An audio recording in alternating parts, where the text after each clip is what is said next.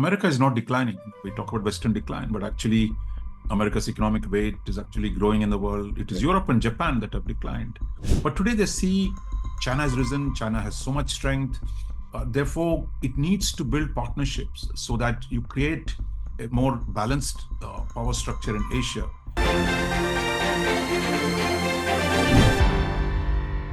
So in this week's column in Rajamandala, you've looked at Eurasia, increasing synergies. Ukraine is one aspect of it. China and the Indian Ocean is another. How Asia has become more important to Europe and the West in a way that it hasn't perhaps been in the 30 years preceding, maybe the last 10. One of the questions is that you see that European powers, even for Ukraine, like you're saying, Putin is on this whirlwind tour. He's in North Korea, he might be in Vietnam soon. You see people, India and others like India trying to be, both the West and Russia trying to sort of make sure that they're if not on their side, say neutral in Russia's case, with regard to the Ukraine conflict. What is it that's making Asia so salient now for Europe rather than what it used to be the other way around? Look, I think two factors. I think we have historically, people have talked about the rise of Asia on the economic side. Asia is where the growth is happening, the rise of China, the emergence of India, and large number of other countries. So we've always discussed this in general economic equation on the military security dynamic. So what the rise of China and China's partnership with Russia has brought China as a force to reckon with in Europe. So many Europeans see it as a problem, but they also see China as the only one that can persuade President Putin to walk back. Second is the emergence of military capabilities in countries like North Korea and the existing capabilities in North Korea, South Korea, even Japan, that Europe is so desperate. Both Russia and Europe are looking for arms and weapons. So you have supply here. So historically, we said, look, the West sold arms to promote conflicts. But now actually, you have Asia selling arms to Europe to sustain a conflict that is for the first time since the Second World War in Europe. But North Korea, one can understand, was relatively isolated. And you have China, China is one of their principal and perhaps only major trading partner. You have Russia's, Putin visit helps Kim Jong-un. But in the case of, say, Vietnam, where they have very close ties to the West now, economy is open and they're hosting Putin as well. So it is an interesting thing, this kind of balancing act. So how do you see that playing out for middle powers? And includes India as well, of course. Yeah. No, it's very interesting, the Vietnamese case, because the people point at least 2-3 factors. I think one, they say it's partly to do with the internal, jockeying within the Communist Party of Vietnam, that it is really the stronger ideological-oriented factions demanding restoration of ties with Russia. Second, I think, is Vietnam is looking for some space between US and China. It has good relations with both, but I think it sees Russia as a potential third factor that can give it some room to play the game with less difficulty. So that is the second factor. The third, I think, is really like India. Vietnam is deeply tied to Russian defense and Russian weapons. Therefore, partly for military security assistance, also they're looking at. But here, there's a lot of open-ended questions. Can Russia really balance China? Can Russia be a force that is different from China, or is it actually reinforcing China?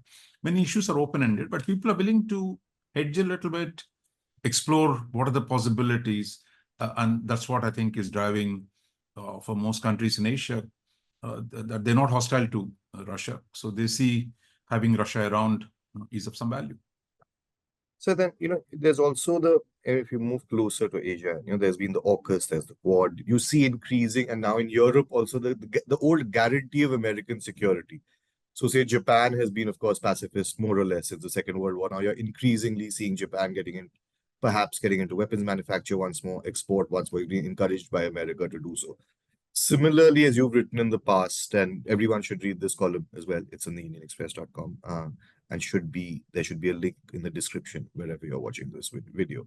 You like what you've argued in previous columns and this one is that it is now America needs regional partners. And for perhaps even the imperative of, and for us, for example, for India, the imperatives of geography. China is here. We share a land border. We are there in the same maritime spaces. So how does India play this out? In terms of, is it time to get, say, better weapon systems from America? Is this that moment where America is, say, what they call the reduction of American appetite is a good time to be a partner? No, I think there are two competing factors. I think one is the question of America's isolationism. Will America actually have the capacity to hold on?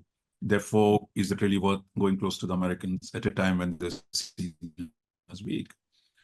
But the counter indication is, look, America is not declining. We talk about Western decline, but actually America's economic weight is actually growing in the world. It is Europe and Japan that have declined.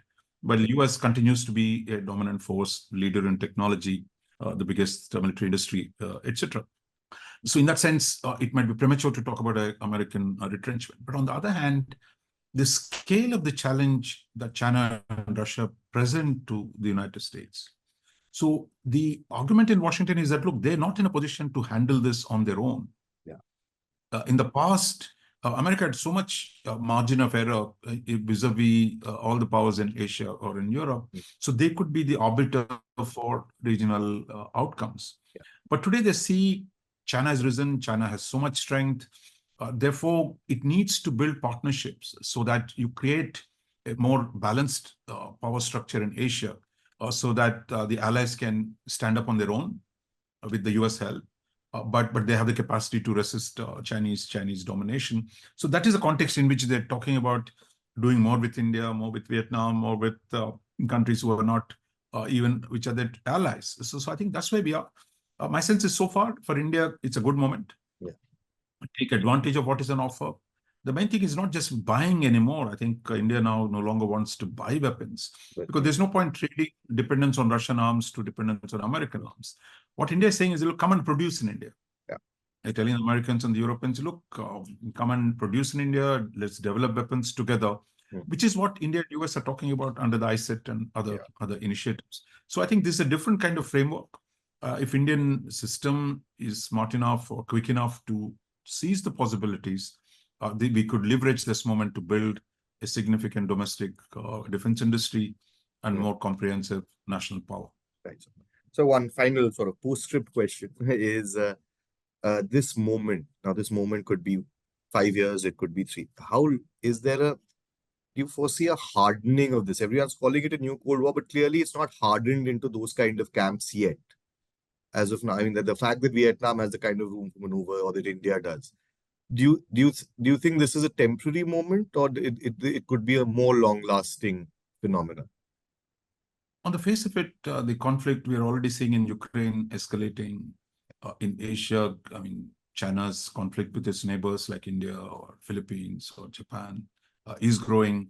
The US is imposing more and more sanctions on China. So it is, you can say, look, the trend is towards intensification. I think everybody in the world is holding their breath to see what happens in the US election, whether Mr. Trump will sharpen these contradictions, or, for example, he's been very critical of Biden's policies on Ukraine. So I think people are waiting to see which direction Trump will take this. But in terms of general trajectory, I would say it is towards greater confrontation rather than less. Right. So and it's enveloped not just political, but also the military and economic, technological. Right. Okay. Thanks, sir. Everyone, read the piece. It's on the IndianExpress.com, and we'll speak next week. Thank you, sir.